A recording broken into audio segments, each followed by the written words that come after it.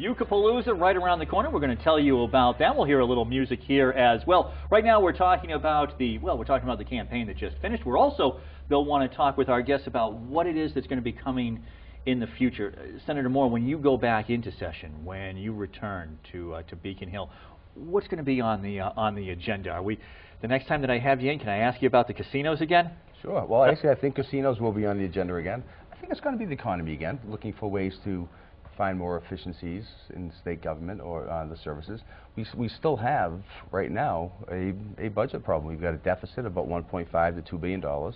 Even though revenues are about $200 million above where we expected them to be, we still have to deal with this structural deficit. So we have to find ways to streamline the services and provide local aid. I've got to tell you, one of the things that seems so frightening to me is that teachers' jobs, to use as an example, seem to have been saved over the last couple of years because we had the federal stimulus money.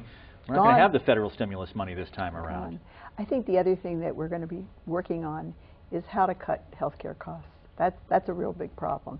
Health care is probably close to half of our budget, and we've got to find a way of cutting it. We did this a bit already in terms of trying to cut health care costs for small business, but we've got to go much further than that.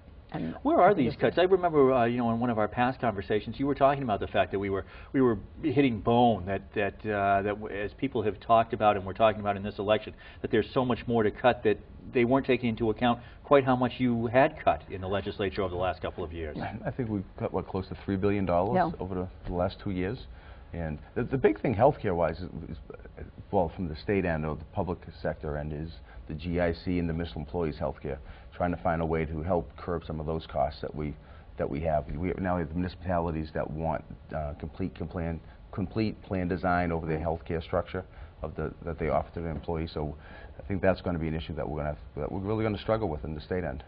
And the problem with that is that do we use collective bargaining to get there or not? Yeah. That's the big hurdle to get over. Now, I mentioned a moment ago that your campaign hasn't really ended because you've done something unusual. When the campaign did end and you defeated Bill Higgins, and by a substantial margin, you then turned around and decided that you would sue over the ads. They're pretty infamous now, the ads that he ran, and particularly on local radio stations. Why did you do that? I mean, why? I want my reputation back. It's as simple as that. I want my reputation back for me personally, but I also want to make sure that good people aren't afraid to run for office.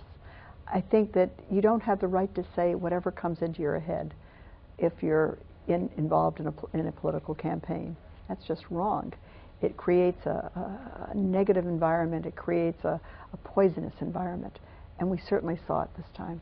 Now, I've talked to a number of people who say that you just can't win, that a judge would not want to step in because the fear on the judge's part would be that, boy, you know, am I going to have to, in every campaign now, listen to a whole bunch of ads, and I, as a judge, am going to have to make this decision about what is true and what is not, and what are, you know, shades of gray, and that, you know, a judge is going to be very fearful of making that type of a decision. I can't answer that. That's for a judge. Yeah. Yeah, interesting. Mike, I mean, as somebody who is in politics, just your thought overall, and you don't even have to comment on this specific case, but the fact is I mean, you know, it's obviously a tough business. You have to have a thick skin. There must be, I don't know, I would assume that almost any ad that your opponent runs against you go, that's not right or that's not true. But so where do you start to draw the line? I think we just have to draw the line is over the personal conduct aspect of it. If you want to misstate facts that we only created 21,000 jobs instead of 40,000, or we lost jobs here, or the state deficit is this amount. But when you start criticizing someone's conduct or misstating their conduct, I think that goes beyond. I think that's where a judge should look at that. And like anything, you set the example. They come down with one strong decision that people see out there that we're no longer going to tolerate this.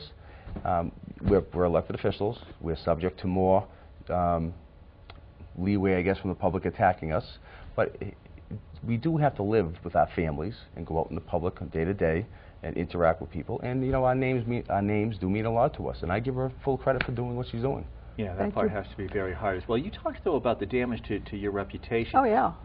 But the majority of people that I have spoken to personally, it wasn't that, oh my goodness, did you hear about that ad about Senator Harriette Chandler? It wasn't Gee, a ad, it was well, ad and it was after ad and it was after nonstop. ad. But most people, you know, reacted to it, I felt, not as if, oh my goodness, look at all these things, they must be true.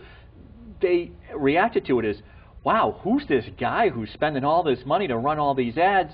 You know, I mean, they didn't, if anything, it seemed to reflect poorly on Bill Higgins as opposed to you from the people that I spoke to. You didn't get that, or it doesn't matter? Or, I think it's up to a judge to decide at this point in time. I can't talk about it. Right. Right. Yeah, but would you forget, though, 2 years or 3 years down the road from now, that's your initial reaction. But what could possibly stay in someone's mind is just the negative connotations of what was said. Yeah, interesting. Do you think that this is part of, just again in a broader conversation, that these kinds of things are what keep people at home? One of the reasons that people are saying, of course, that the Democrats did so well was that you got woken up. You know, Scott Brown woke everybody up. Hey, we're not laying back. Get out there and knock on those doors, and knock on them all day long. And and you really put forward all the foot soldiers on election day. If you look at the Scott Brown election, if you want to say, initiated the whole tsunami throughout the country, because once he took back the so-called Kennedy seat, that really is what carried the wave. If you want to say, hopefully we stopped the wave here in Massachusetts. And it really was by the Democrats getting their message out, but also getting the people, getting a nice grassroots effort back, realizing what we had to do. And that's where, see, in a broader sense, when you hear ads like the Bill Higgins ads, or, I mean, the ads, of course, the television ads were nonstop. I mean, I'm watching some nights and it's going, wow, Tim Cahill, Deval Patrick, and Charlie Baker. These are the three most despicable, dishonest, because it's just ad after ad after ad, and you wonder, so why do you want to go out and vote? And those types of negative, and why do you want to go out and run under those conditions? Right. I mean, all this happened. We need to be able to regain a civil discourse that we seem to have lost, and somebody has to stand up and say enough already. And I guess that's what I'm doing. All right. And you don't even have the candidates just doing the ads.